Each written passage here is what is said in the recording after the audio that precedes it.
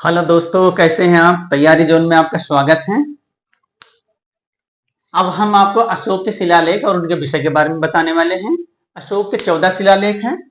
इनका मिलान करने के लिए क्वेश्चन पूछता रहता है।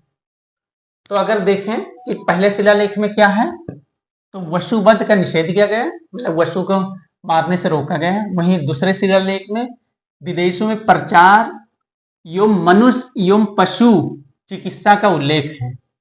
क्या क्या है, विदेशों में प्रचार, मनुष्य और पशु चिकित्सा का उल्लेख है। वही थर्ड में देखें तो रज्जुक युक्त की नियुक्ति किया गया, रज्जुक युक्त की नियुक्ति की गई। योग अधिकारियों को हर 5 वर्ष राज भ्रमण करने का आग्रह, हर 5 वर्ष राज का भ्रमण करने का आग्रह। इसमें थर्ड में। फोर्थ में अगर देखें तो धम घोष का भेरी घोष के स्थान पर प्रतिपादन, धम घोष का भेरी घोष के स्थान पर प्रतिपादन है। मतलब पहले भेरी घोष था, भेरी घोष को हटाकर धम घोष आया।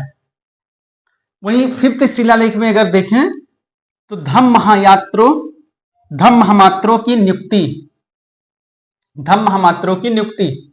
वही छठे शिलालेख में अगर देखें तो जन मामलों के निपटाने के लिए प्रशासनिक सुधारों का उल्लेख है।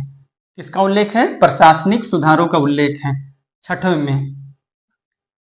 वही 7वें शिलालेख में अगर देखें 7वें में, तो अशोक सभी धार्मिक मतों के प्रति निष्पक्षता रखेगा, सभी धार्मिक मतों के प्रति क्या रखेगा, निष्पक्षता रखेगा। मतलब सभी धर्म के साथ, जो अशोक के सामने सभी धर्म होंगे वो अशोक उनके प्रति निष्पक्ष रहेगा, मतलब किसी का पक्षपात नहीं करेगा। वही 8वें शिलालेख में अगर देखें तो बोध गया की यात्रा का उल्लेख एवं बिहार यात्रा के स्थान पर धम यात्रा का प्रतिपादन, बोध गया की यात्रा का उल्लेख और धम यात्रा का प्रतिपादन है 8वें शिलालेख में। वही 9वें शिलालेख में देखें तो सच्चे विधानों एवं शिष्टाचार का उल्लेख है। क्या है, सच्चे विधानों और शिष्टाचार का उल्लेख है 9वें शिलालेख में। वही अगर देखें 10वें शिलालेख में तो क्या है, अशोक के धम्माचरण की श्रेष्ठता का घोषित। तो क्या, अशोक के धम्माचरण की श्रेष्ठता घोषित।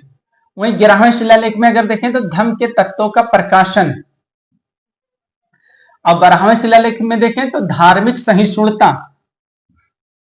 क्या है 12 में, धार्मिक सहिष्णुता बहुत इंपॉर्टेंट है। धार्मिक सहिष्णुता किस शिलालेख में, 12 शिलालेख में है। वहीं 13वें शिलालेख में कलिंग युद्ध के बाद धम्म विजय की घोषणा, मतलब कलिंग युद्ध की चर्चा किसमें की गई, 13वें शिलालेख में।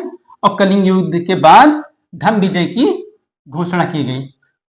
वही 14वें शिलालेख में अगर देखें तो पहले 13 शिलालेखों का पुनरावलोकन किया गया, मतलब जो 1 से लेकर 13 शिलालेख दिए गए हैं उनको 14वें शिलालेख में पुनरावलोकन किया गया है। तो ये अशोक के 14 शिलालेख हुए। अब यहां से हम लोग अगली क्लास में मौर्य काल के बारे में डिटेल एनालिसिस करेंगे। धन्यवाद।